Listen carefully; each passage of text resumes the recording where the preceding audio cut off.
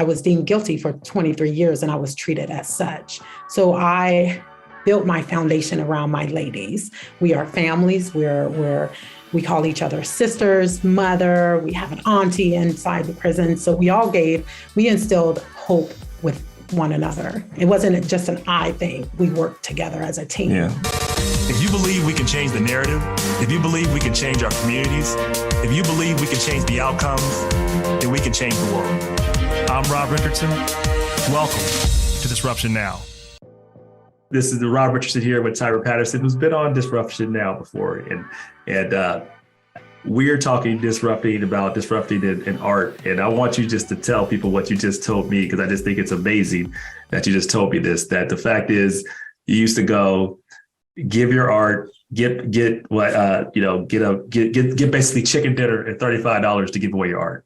Exactly. No, Rob, it was either a chicken dinner or a sandwich dinner or $35. It wasn't both. Oh, it wasn't both. Oh, my bad. I oversaid it. It was, okay. I was being too generous. Yeah, I can't give money. I know. That would have been generous and it would have showed a little bit of humanity. But however, when we were inside the institution, we didn't realize our worth. Of course not, right? So whenever we created these art pieces and recreated the whole institution with our skills and time, they would have us draw these pieces. And mind you, the only reason why we had art in prison is because we created this art therapy program, because there wasn't enough mental health space for all of us, right? So me and a few ladies came up with, let's do art therapy. Right. We had to purchase our own materials, and that's exactly what we did. And it's still thriving today. So anyway, they would be like, okay, we'll have a small banquet for you girls. And a banquet meant that we would have a good sandwich and some different chips than common. Right. Or we would get $35 and sent on our way. However, we were happy with both because we would only get $18 a month, right? So $35 was like double our pay. And we were excited about it. Let's do what we can and create. Or something different, some food. Yes.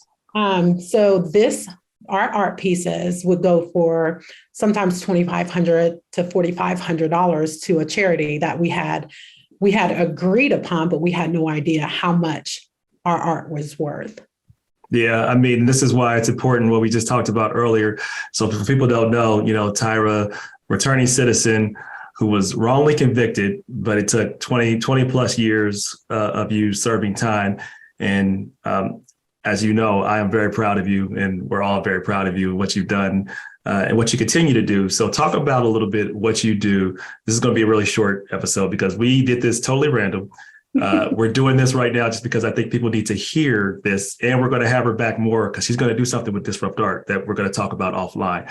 But talk about what you do right now to help women who are right now either who have been incarcerated, are incarcerated, or who are returning citizens. What are you doing now to continue your art therapy program? So we're continuing it in many different ways. So I was the first person to remember what they have done to us. And I support my ladies. I fight for my clients. Now I work for a law firm, Ohio Justice and Policy Center. So that means I interact with our clients more frequently. But however, I know the talent that is inside the institution.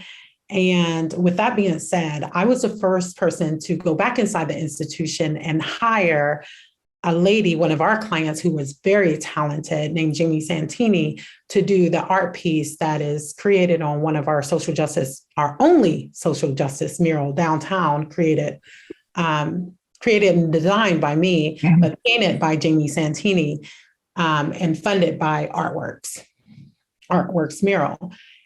And we gave her the opportunity to do it on a canvas, and we gave her equal pay as the other artist that was working.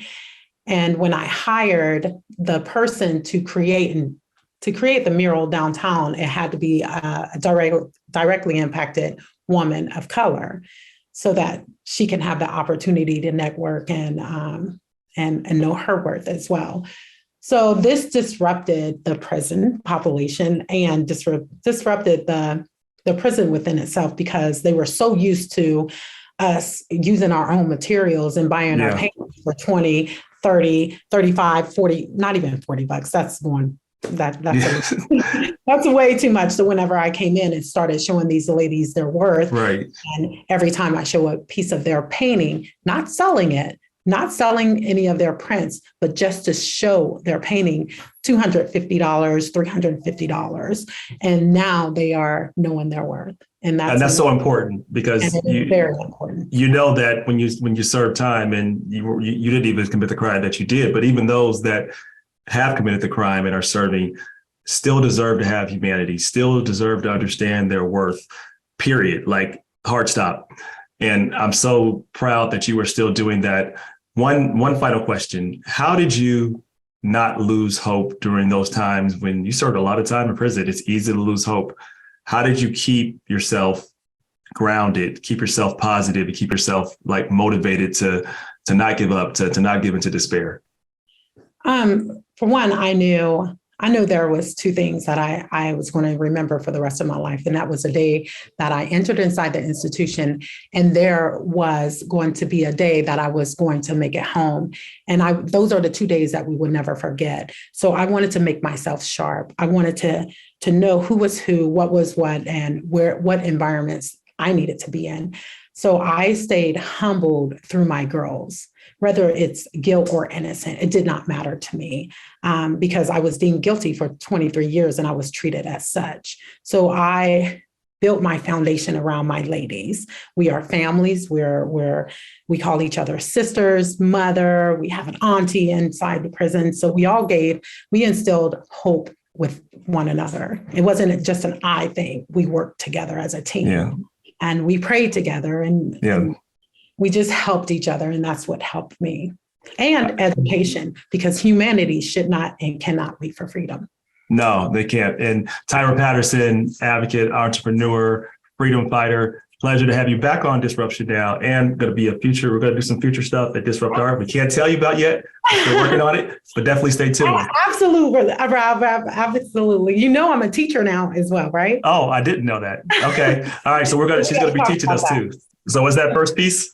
This is the piece where we hired Jamie Santini, Equal Pay, as an artist, on a canvas where we created it on a mural downtown with women who have made mistakes and is doing great in our community that have been written off. And I wanted to highlight that these are women that is in our community that are doing great things and are your neighbors.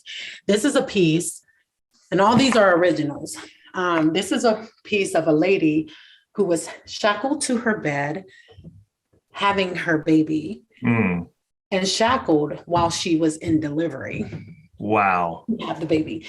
And this is her, because these are different packs of emotions. And this is her when they took her baby away. Oh my God. This is a piece of a woman who is LGBT, who is serving life without parole. And these are all the women who have died in prison. And it's like no hope, right?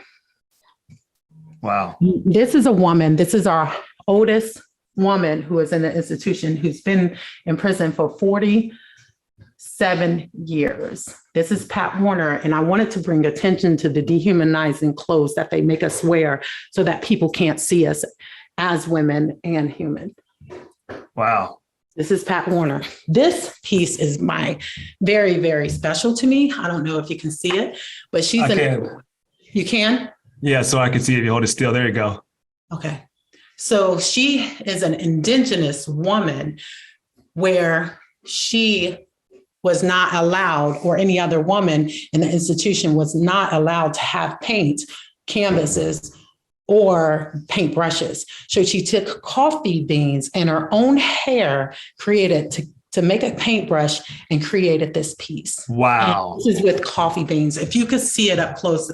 That is awesome. Like that just the innovation and the ingenuity. I literally have to take this off the wall so you can see the details of this piece. Wow. This is coffee beans. That is incredible. Yes. And her hair. Wow. This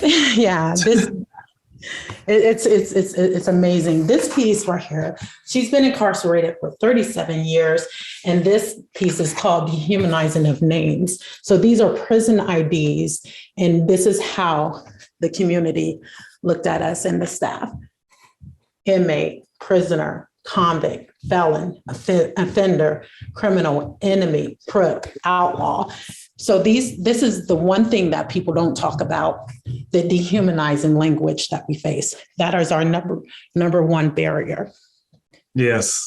Instead of calling us your neighbor, coworker, and cohort. That is something that we deal with every single day.